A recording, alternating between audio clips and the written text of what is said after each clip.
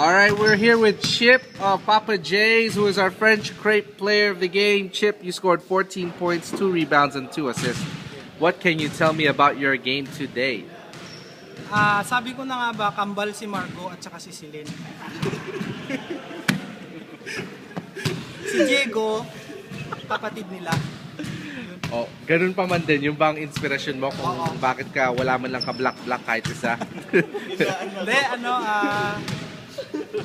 Hindi, Ano masasabi niyo sa laro niyo today, man? maganda. Maganda naman yung laro namin. Yung mga kalaban namin, marunong din. Yun lang. Umabol sila ng konti sa second half, pero anong kinailangan yung gawin para to make sure na kayo manalo today? Pinasok namin si Arvin para makashoot ng 3 points na bank Yun, shot. Arvin, isang 3-pointer na bank shot na hindi kinol.